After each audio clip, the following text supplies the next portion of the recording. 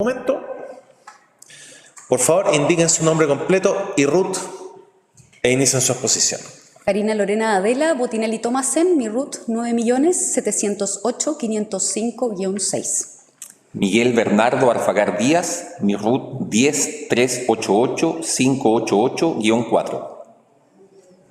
Muy bien, buenos días. Muchas gracias. Hoy día venimos a hablar de educación.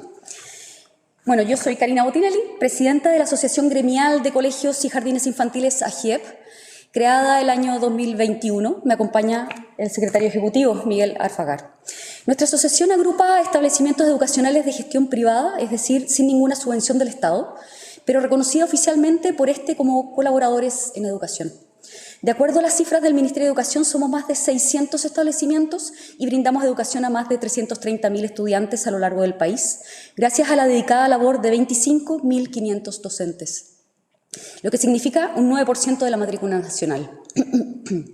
Sin apoyos externos, trabajamos para impulsar y compartir innovaciones y mejoras en los ámbitos académicos y socioemocional del sistema educacional chileno, como lo demuestran los resultados y avances de las últimas décadas. Nuestros asociados se caracterizan por una amplia diversidad cultural, herederos de una larga tradición en la educación chilena, que sin pertenecer a grandes conglomerados estamos motivados por la vocación de contribuir al desarrollo del país a través de una educación de calidad. Si bien en este sector de la iniciativa privada existen instituciones caracterizadas por altas colegiaturas, mucho más que las nuestras, esa es justamente una diferencia que nos da identidad como gremio, ya que nosotros atendemos a sectores emergentes de la clase media con colegiaturas que, en costos, son apenas superiores a las de los subvencionados. Por lo tanto, nos queremos referir a 3 puntos. Primero, la continua imposición de nuevas obligaciones que acarrean costos económicos. Segundo, la importancia de que opciones culturales diversas puedan concretarse en proyectos educativos. Y tercero, el aseguramiento del ejercicio de derechos concedidos al Estado, por el Estado. El esfuerzo económico de las familias al escoger un establecimiento educacional privado en lugar de uno con financiamiento público disminuye la presión del financiamiento estatal a la educación, pero ello no puede ser a costa de que el Estado agregue continuamente nuevas obligaciones, servicios y otros gravámenes que no estaban considerados en el reconocimiento oficial que nos dio el Estado desde un inicio de nuestro funcionamiento y que luego se nos van imponiendo sin ser compensadas razonablemente e incluso muchas veces prohibiéndosenos traspasar su costo a nuestras mensualidades. Como educadores, comprendemos y vivimos en el día a día de nuestros colegios los cambios sociales y la necesidad de adaptarse a ellos, mas ello no puede ser impositivo unilateralmente sin escuchar, dialogar, concordar con los afectados directamente. Un ejemplo reciente de ello es la Ley 29.544 de febrero de este año, que estableció textualmente que los proyectos educativos de los establecimientos educacionales particulares pagados deberán contemplar programas de inclusión escolar que incorporen los ajustes necesarios y apoyos pertinentes, tales como estrategias de diversificación de la enseñanza y adecuaciones curriculares, entre otros, para el acceso y permanencia de estudiantes con discapacidad o necesidades educativas especiales permanentes. Y luego continúa, los procesos de admisión de los establecimientos educacionales particulares pagados deberán asegurar, a partir del primer nivel de transición, que el 5% de los cupos sean prioritarios para estudiantes con discapacidad o necesidades educativas especiales permanentes. Junto a ello, expresamente la ley indicó que los establecimientos educacionales particulares pagados no podrán cobrar un mayor valor de matrícula ni un arancel superior a estudiantes con discapacidad o necesidades educativas especiales permanentes en razón de los ajustes necesarios y apoyos pertinentes para su acceso y permanencia en el establecimiento. Sin embargo, el Estado sabe y reconoce que esta medida, muy loable, por su propósito por cierto, tiene un alto costo económico. Y tanto es así que se traspasan recursos fiscales a los establecimientos públicos o subvencionados para solventar tales medidas a través de proyectos PIE. Y los establecimientos que no recibimos subvención, ¿cómo se supone que financiamos esto?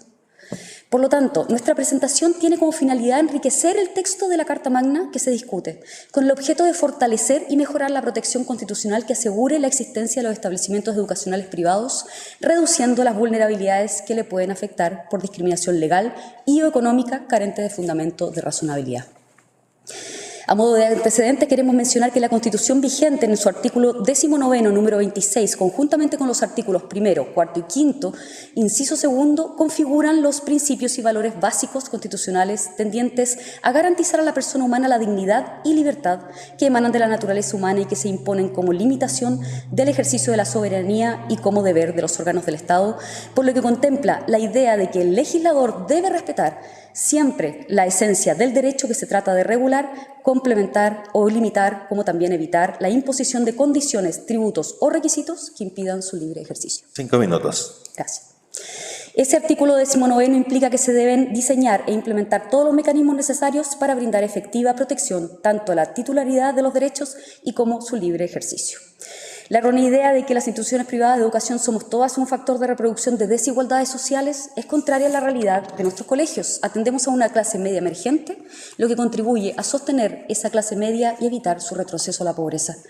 Nuestra asociación gremial agrupa colegios y jardines infantiles que representan diversas opciones culturales y que se desarrollan de acuerdo a la idea general considerada por el artículo 2 del anteproyecto constitucional, el cual señala que permitan a todos y cada uno de los integrantes de la comunidad nacional su mayor realización espiritual y material posible con pleno respeto a los derechos y garantías que esta Constitución establece. En una sociedad que quiere avanzar hacia una profundización de su democracia y la valoración de las diferencias, nos parece relevante fortalecer y proteger la posibilidad de que tales opciones culturales se concreten en proyectos educativos. La fundación y reconocimiento de nuestra calidad de sostenedor ha sido, en cada caso, resultado del cumplimiento de requisitos exigidos por el Estado y que, una vez acreditada su existencia y desarrollo, debe ser garantizada en términos reales. La exigencia de requisitos adicionales posteriores a tal reconocimiento oficial que establezcan y agreguen servicios que impliquen costo por ello, tiene que ser compensado porque de otra manera se abre un resquicio que permitiría asfixiar la existencia de las instituciones que representamos.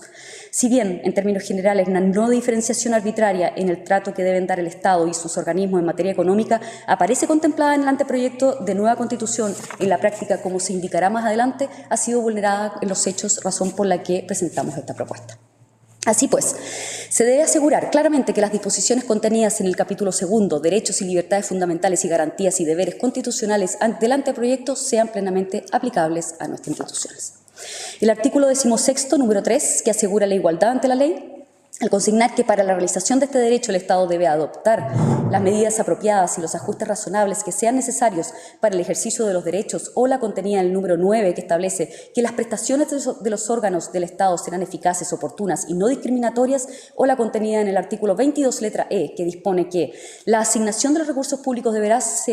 seguir criterios de razonabilidad, deberían hacer una referencia expresa a la libertad de educación y a la existencia de nuestro sector, ya que por la vía de agregar condiciones se abrió una brecha o resquicio, como ha ocurrido con la Ley 21.544 ya mencionada en detalle, que agregó servicios adicionales financiados por el Estado solo a las instituciones de su propia dependencia presupuestaria, ignorando que los costos adicionales que se nos imponen no son compensados y, por lo tanto, se transforman en discriminatorios hacia nuestras instituciones, lo que condiciona nuestra continuidad.